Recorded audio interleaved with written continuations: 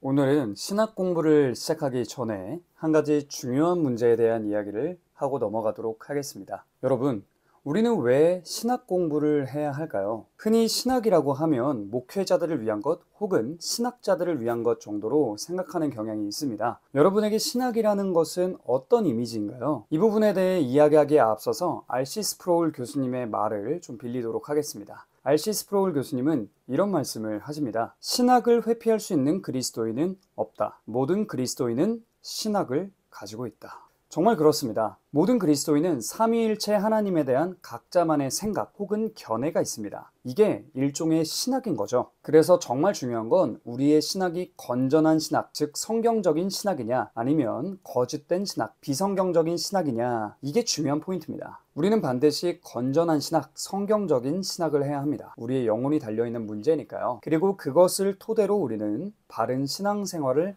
해나가야 하는 겁니다. 그 결과로 우리는 삼위일체 하나님이 누구신지, 창조주 하나님의 피조물인 우리가 누구인지, 왜 나에게 구원이 필요한지, 예수님을 믿으면 구원을 받는다는 게 구체적으로 어떤 의미인지, 교회라는 곳은 어떤 곳인지, 마지막 날에는 어떤 일들이 일어날지 우리는 성경을 토대로 알고 있어야 하고요, 대답할 수 있어야 합니다. 이런 생각 드시나요? 아니 그건 목회자들의 영역, 신학자들의 영역 아니야? 그렇지 않습니다. 개혁파 정통주의자들은 신학을 이렇게 정의했습니다. 신학이란 복되게 하는 교리다. 무슨 말일까요? 우리는 삼위 하나님에 대해 알면 알수록 하나님을 더 많이 누릴 수 있다는 겁니다. 하나님을 누리는 것, 그게 성경이 말하는 우리의 복됨이죠. 그래서 저는 우리 모두가 하나님을 누리면서 더 복된 삶을 살아가게 되었으면 정말 좋겠습니다. 조엘 비키 목사님은 이런 말씀을 하셨어요. 신학은 우리를 눈에 보이지 않는 세계로 인도한다. 그 세계는 우리가 볼 수 있고 만질 수 있는 세계보다 훨씬 더 위대하고 영구적인 세계다. 이것은 신학을 한다는 것은 인간이 할 수 있는 모든 일 중에서 가장 중요한 일임을 의미한다.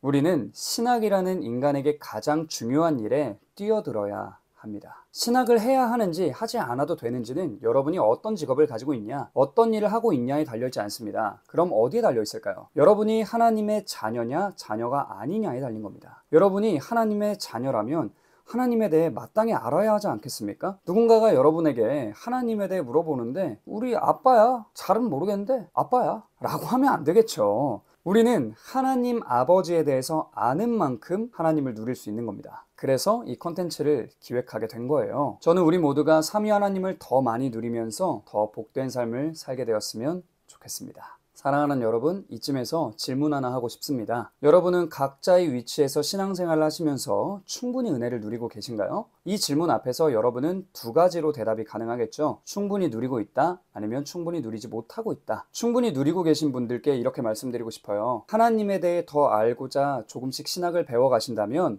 더 많은 은혜를 누리시게 될 겁니다. 반대로 충분히 누리지 못하고 있다라고 하시는 분들께도 이렇게 말씀드리고 싶어요. 하나님을 더 알아가고자 조금씩 신학을 더 배워가신다면 여러분은 지금까지 발견하지 못했던, 미처 누리지 못했던 은혜들을 충만하게 누리시게 될 겁니다. 체드 반 딕스호는 이런 이야기를 합니다. 우리의 바라는 바는 가능한 한 우리가 하나님의 속성들 가운데서 깊은 즐거움을 맛보고 그럼으로써 우리가 그분의 형상을 더욱 잘 드러내며 그분께 많은 영광을 돌리고 영원히 그분을 즐거워하는 것입니다. 이것이 우리의 바라는 바가 되었으면 좋겠습니다. 저와 여러분이 하나님을 더욱 깊이 누리고 하나님을 영원히 즐거워하게 되기를 간절히 소망하면서 저는 기도하도록 하겠습니다.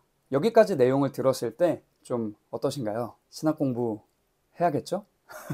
다음 시간부터는 R.C. 스프로울 교수님의 책에 있는 내용을 기반으로 무엇이 우리의 신앙 성장을 방해하는가에 대한 이야기를 몇 차례에 걸쳐 이야기를 좀 나누고 그 후부터 본격적으로 웨스트민스터 소요리 문답 살펴보도록 하겠습니다. 사랑하는 여러분, 평안한 밤 되시고요. 마치도록 하겠습니다.